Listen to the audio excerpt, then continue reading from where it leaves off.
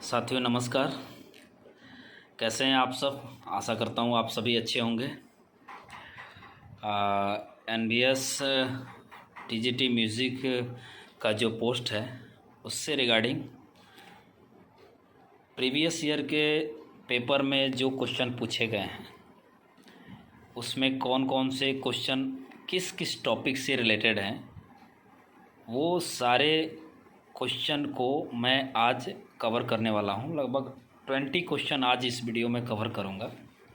फिर अब बाकी आगे वाला जो क्वेश्चन होगा उसको मैं अगली वीडियो में लेके आऊँगा। तो जो 20 क्वेश्चन हैं वो किस किस एरिया से हैं, चूँकि मैंने पिछले जितने भी एग्ज़ामिनेशन मैं खुद दिया हूँ उसके एक्सपीरियंस बेस पे ये कॉन्फिडेंस से आपको बता सकता हूँ कि चूँकि प्रीवियस ईयर का बहुत बड़ा इम्पैक्ट होता है जो भी पेपर होता है, इसलिए हम लोग प्रीवियस ईयर के पेपर को ही आधार मानकर आगे तैयारी करते हैं।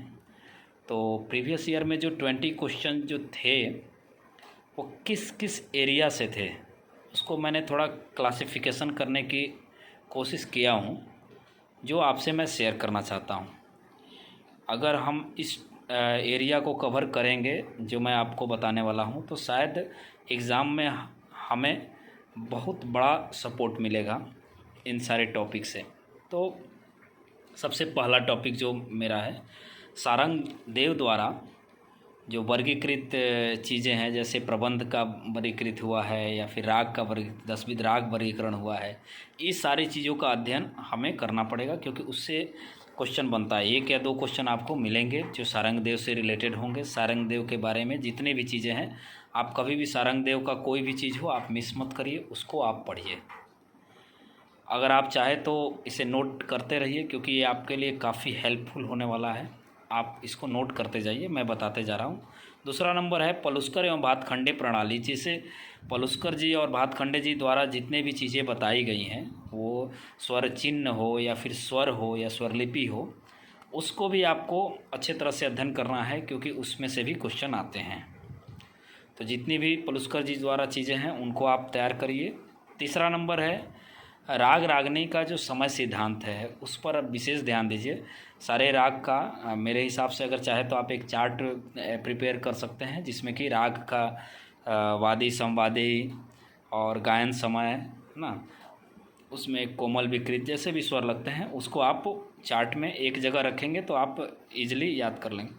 तो जितने भी मुख्य राग हैं जो लगभग 30 से 40 राग, उन सब के आप तैयार रखें। तो राग सिद्धांत सबसे इम्पोर्टेंट है, ख़ास तौर पे जो ये सीजनली राग होते हैं, मौसम वाले राग, मेघ मल्हार, मियाँ मल्हार, ये सारी चीज़ें इनको भी आप अलग करके ज़रूर से तैयार करके रखिए। नेक्स्ट टॉपिक है चौथा नंबर है ताल। ताल से रिलेटेड क्वेश्चन आते हैं। ताल कितनी मात्राएं होती हैं, सम विषम ताल और ताली खाली, है ना, ये सारी चीज़ें आपको तैयार होनी चाहिए। स्पेशली जो स्टार्टिंग के राग ताल होते हैं लगभग 10 से 15, 3 ताल, 1 ताल, चौताल, है ना, कहरवा, दादरा और शिखर ताल, ये सारी लक्ष्मी ताल, ये सब का आप डिटेल में अध्ययन कर लीजिए। इसके लिए भी मैं आपको सजेशन दूंगा कि आप इसको एक जगह चार्ट प्रिपेयर करें तो हमेशा के लिए बहुत ही अच्छा रहेगा। नेक्स्ट आइए 5वां नंबर पाइथागोरस स्वर। ये सारे चीज़ें पाश्चात्य संगीत से रिलेटेड है, तो इसमें जो भी स्वर सप्तक हैं उन सबको आप तैयार करके रखिए। आप ये सब जब पाश्चात्य संगीत का अध्ययन करेंगे तो उसमें आपको ये सारे मिल जाएंगे। लगी लड़ी का प्रयोग किस किस जगह होता है, ठुमरी में लगी होता है, लगी लड़ी, जितने भी चीज़ें ये तबला से रिलेटेड है इसको भी आप तैयार रखिए। इसमें से 1-2 क्वेश्चन ज़रूर आते हैं, इनका यूज़ कहाँ पर है इन चीज़ों को आप ज़रूर देख लीजिएगा ना। नेक्स्ट है 7वां नंबर नाद और ध्वनि। नाद के कितने प्रकार होते हैं, कैसे कैसे प्रयोग होते हैं, कहाँ पे जो उसके जो तीव्रता, तारता, है ना, और गुण दोष क्या क्या है, ये सारी चीज़ें भी आपको तैयार करने की ज़रूरत है। ध्वनि की कितने मैक्सिमम ध्वनि, मिनिमम ध्वनि जो हम सुन सकते हैं, ये सारी चीज़ें कंटेंट आप क्लियर रखिए, इसमें से भी क्वेश्चन बन सकते हैं। अगला जो हमारा टॉपिक है 8 नंबर, वो कर्नाटक संगीत से है। कर्नाटक संगीत की जो रचनाएं हैं वो कौन कौन सी जैसे कृति, तिल्लाना, ये सारी चीज़ें आपको करनी है, उस पर विशेष ध्यान देना है क्योंकि किसके द्वारा क्या क्या रचना हुई है कर्नाटक में, त्रिमूर्ति किसे कहते हैं, ये सारी चीज़ें आपको क्लियर करना है। इसमें से भी क्वेश्चन ज़रूर मिलेंगे आपको, आते ही आते हैं। अगला जो क्वेश्चन है जो आपका राग रचना से संबंधित है कि कौन सा राग किसके द्वारा रचित है, इसमें भी आप ज़रूर इसको तैयार करिएगा क्योंकि 1 से 2 क्वेश्चन इसमें से ज़्यादा नहीं बनता है, 1 ही 2 क्वेश्चन बनते हैं, लेकिन वो काफ़ी इंपॉर्टेंट होते हैं कि कौन सा राग कौन तैयार किए। पंडित रविशंकर जी के द्वारा बहुत सारे राग हैं, आमिर खान साहब के द्वारा, आमिर खान के द्वारा लिखा हुआ है राग, है ना। तो ये सारी चीज़ें आप ज़रूर इसको भी नोट डाउन करिए और तैयार करिए।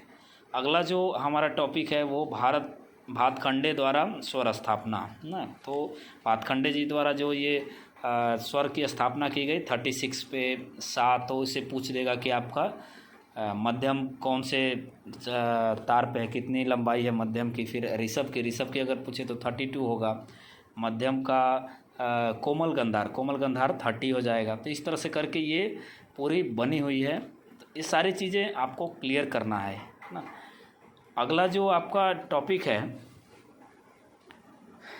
एक के बाद एक स्वर बजाते हैं तो उसे क्या कहते हैं। एक मैं आपको क्वेश्चन ही बता रहा हूँ कि कुछ चीज़ें ऐसी होती हैं जो शायद हमें किताब में जल्दी मिलती नहीं हैं, बट क्वेश्चन आ जाते हैं पेपर में। तो वैसे क्वेश्चन के लिए हम क्या करेंगे, जैसे एक क्वेश्चन आपसे मैं शेयर कर रहा हूँ, जब एक के बाद एक स्वर बजते हैं तो उसे क्या कहते हैं। ये लास्ट ईयर पेपर में पूछा हो गया क्वेश्चन है, शायद ये किताब में मैंने तो नहीं पढ़ा है, कहीं नहीं मिलता है। तो इसके जो ऑप्शन से हम लोग कई बार आंसर निकालने की कोशिश करते हैं।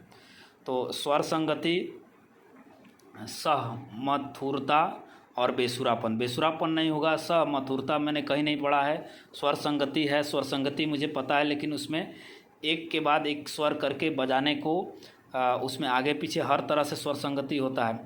सुस्वरता, है ना। तो इसका जो सही आंसर है सुस्वरता है। तो इस तरह के भी क्वेश्चन आते हैं। तो कई बार हम लोग क्या है कि इस ऐसे क्वेश्चन को खुद ही लॉजिकली सॉल्व करने की कोशिश करते हैं। तो ऐसे क्वेश्चन से भी निपटने के लिए हमें मेंटली प्रिपेयर रहना है कि शायद वो हमें बुक्स में कहीं नहीं देखने को मिले, लेकिन वो पेपर में मिल जाए, तो हम उसको लॉजिकली खुद से सॉल्व कर सकते हैं। अगला जो हमारा टॉपिक है पाश्चात्य संगीत के जितने भी है, जैसे कि मीट को क्या बोलते हैं और उसके जो सप्तक है, ऑक्टिव है, ये सारी चीज़ें जो है आपको क्लियर करनी है क्योंकि उसमें से क्वेश्चन ज़रूर बनता है ना। तो सेमीटोन, ब्रेव, ये सारी चीज़ें, बहुत सारी चीज़ें कंटेंट है, वो सारी चीज़ें क्लियर करना होगा।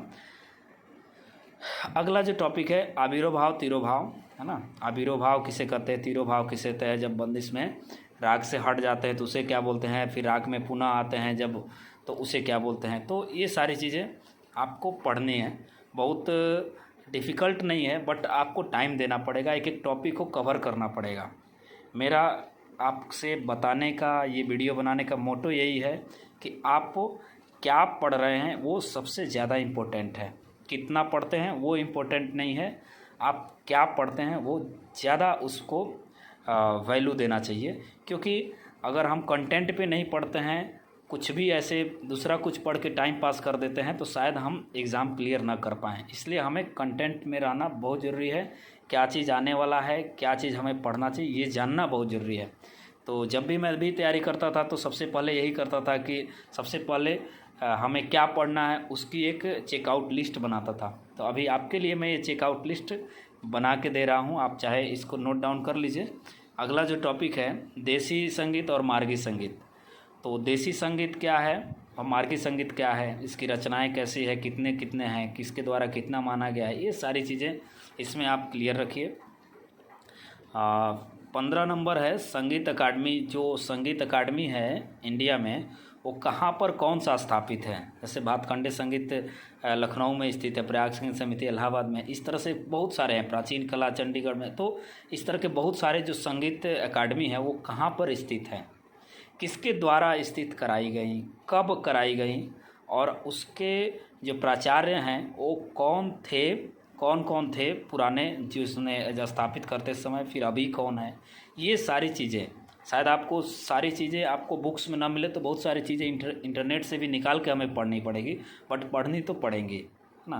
तो ये सारी चीज़ें हैं। और अगला जो टॉपिक है 16 नंबर, तबला बाज के प्रवर्तक। जैसे तबला में जितने भी बाज है, फर्रुखाबाद बाज, बनारस बाज, इन लोग के प्रवर्तक कौन है, इनके घरानों में कौन कौन लोग जो इसको आगे तक लेके गए। जैसे बनारस को राम सहाय जी, है ना, आगे तक ले गए। तो इन लोगों के बारे में भी हमें जानना बहुत इम्पोर्टेंट है।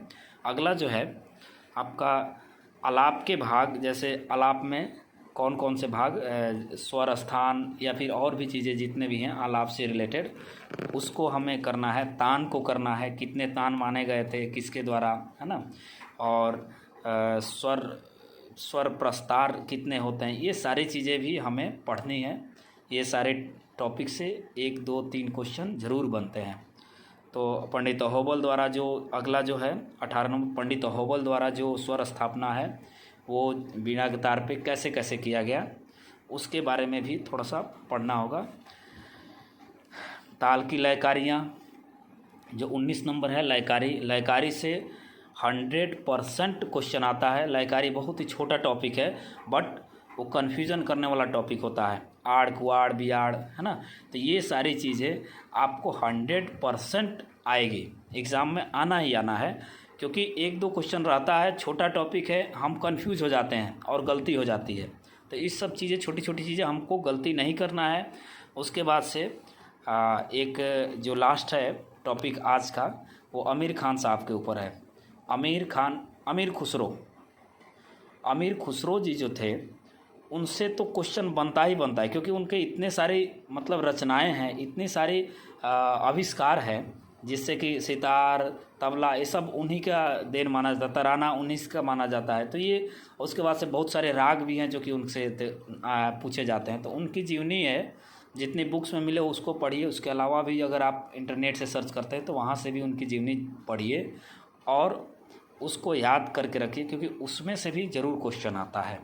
तो आज ये 20 क्वेश्चन का मैं चेकलिस्ट बनाया। ये 20 क्वेश्चन का एरिया क्या चीज़ है उसको आपको पढ़ना है। आप खुद से पढ़ सकते हैं तो बहुत अच्छा। देन ओके, अगर आपको हमारे क्लासेस का हेल्प लेना है, हमारे क्लासेस से जुड़ना चाहते हैं, तो आप जुड़ सकते हैं। नीचे डिस्क्रिप्शन में दिया हुआ होगा डिटेल्स, आप उससे भी संपर्क कर सकते हैं। तो ये रहे आपके 20 क्वेश्चन के पूरे डिटेल्स कि कौन से किस एरिया से क्वेश्चन आ रहा है। वीडियो अच्छा लगा हो तो इसे लाइक कर लीजिए। हमारे चैनल पर जुड़े रहने के लिए इसे सब्सक्राइब कर लीजिए। धन्यवाद।